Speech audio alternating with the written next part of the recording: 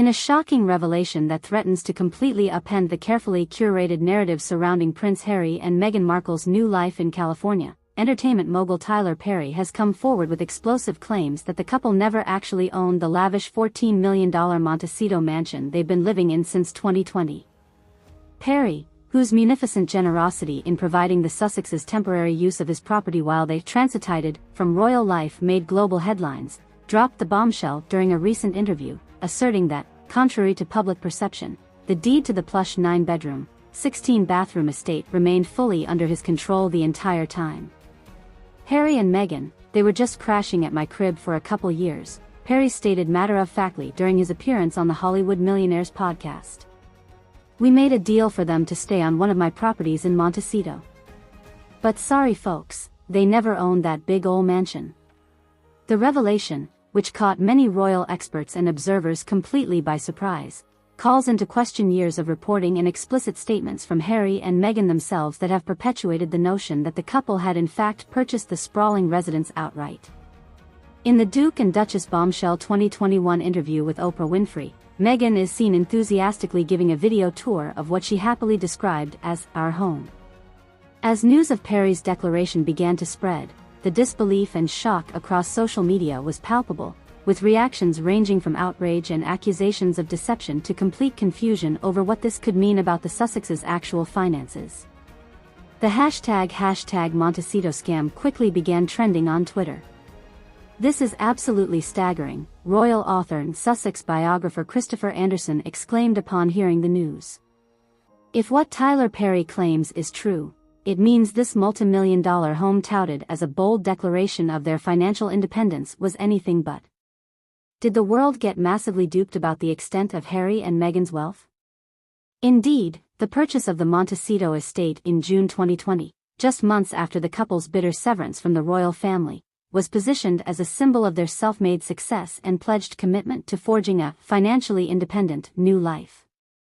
The Sussexes were widely reported to have been personally selecting and buying the lavish property themselves in an all-cash deal, leading many experts to speculate their combined net worth had to have been at least $25 to $30 million. Now, however, Perry's explosive account threatens to shatter those perceptions completely. If he had remained the true owner and title holder all along, raising new questions over why the couple never publicly disclosed that critical detail, it could mean that many previous analyses of Meghan and Harry's personal wealth and spending power may have been highly inflated. This completely changes the narrative and forces us to take a much harder look at their actual income streams and total assets, veteran royal commentator Richard Fitzwilliam said. We were likely being sold a bill of goods about their genuine self-made status and ability to truly make it independently from the monarchy's institutional wealth. For their part, Harry and Meghan have remained uncharacteristically silent in the immediate aftermath of Perry's incendiary claims, declining requests for comment from the world's media anxiously awaiting their response. However, a source close to the couple strongly pushed back on the notion that any intentional deception ever took place. This is a classic case of people from the outside looking in and making a mountain out of a molehill about a mere real estate holding arrangement, the anonymous insider stated. Harry and Meghan were completely transparent that the home was an investment property held by a third party whom they partnered with. No laws were broken, nor rules circumvented. This is just more conspiracy mongering from the hater crowd online. The source also pointedly noted that, even if they had not been the listed owners on the property's deed, Harry and Meghan had still poured millions upon millions of their own money into extravagantly customizing and renovating the palatial home to their precise specifications, yet apparently with no issues paying the mortgage. To say they weren't truly financially independent is utterly ridiculous, the insider added. Do people think Tyler Perry is a charity case and let them stay rent-free? It was always a legitimate real estate deal on the up and up. Still, many financial analysts and wealth advisors remain deeply skeptical about such claims of easy multimillionaire status, saying the couple's documented business deals, investments and other income sources still fail to adequately explain affording such an exorbitantly priced home, or their lavish lifestyle in general.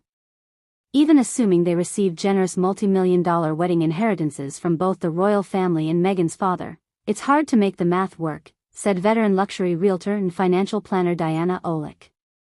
Between the mortgage, monthly upkeep, taxes, renovations, security costs, travel, and their bloated staff wages, the outlay to maintain that level of wealth would be absolutely astronomical based on what we know so far about their income. According to several major entertainment payroll databases, even Meghan's respectable former acting salary from Suits and Harry's modest inheritance from Princess Diana likely only amounted to $5 to $6 million combined, nowhere near the speculated net worth previously assigned to them. Though Spotify and Netflix deals reportedly worth millions more were signed, such advance payouts are typically heavily backloaded based on specific content deliverables. My professional estimates put their joint net worth currently at $10 to $12 million, max, and that's before the lavish Montecito property costs, Oleg stated bluntly.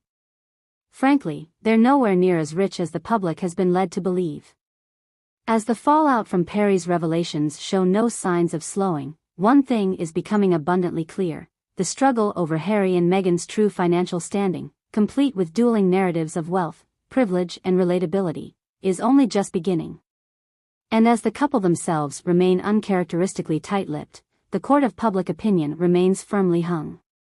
For a couple whose intense desire to control their personal narrative has been a consistent through line since Megxit, the apparent lack of transparency about the home ownership details threatens to become yet another goading public relations wound. Whether the truth about the actual Montecito deal eventually emerges, or even more concerning details about the state of their royal riches come spilling out, could shape the ultimate determination over which side holds the greater credibility. The lid's been pried wide open now, Oleg concluded. For their own good, no more smoke and mirrors about their true financial standing. The Sussexes need to definitively level with the public and the world about what they're actually worth, before someone else forces their hand.